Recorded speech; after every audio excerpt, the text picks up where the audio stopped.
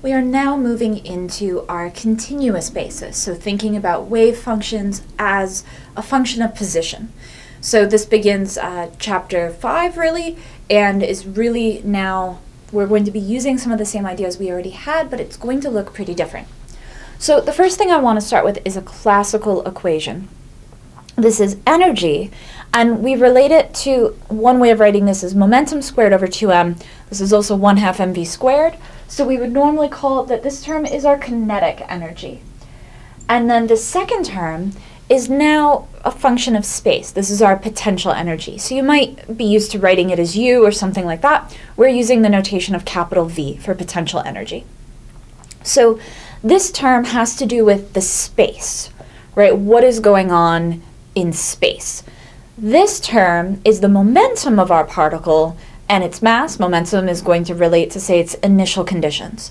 So what's our particle and its initial conditions? What's going on in all of space? This is the classical equation. And again, you might be used to writing this as 1/2 mv squared, but mathematically that's consistent with this. So quantum mechanics, we need to create an operator. So we've already learned that our Hamiltonian has something to do with energy. One way of writing a Hamiltonian is going to look really similar.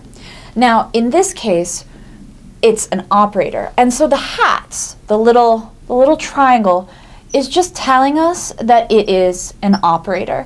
And we're going to need to do that in some cases to keep track of the difference between what's like an operator, a function, versus a variable in itself. So that just means operator. And you can see that we're going to have a momentum operator, and it's okay to square an operator. We've seen that one way of representing an operator in a discrete basis is as a matrix, and you can, of course, square a matrix and get another matrix. So this isn't necessarily going to be a matrix, but we can take our operator and square it. That's fine. This can be a function. You can square a function. That's fine. Again, still that factor of 2m. And now we have, again, some sort of potential energy.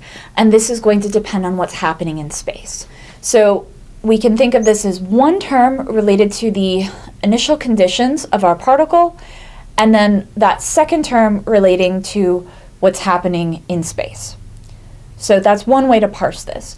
So for instance, if we're thinking about charges, depending on what your charge distribution is, you would get different terms of potential. So this is still pretty general. The main thing here to get is that we're moving from this classical equation to a quantum equation where we're transforming this to be operators.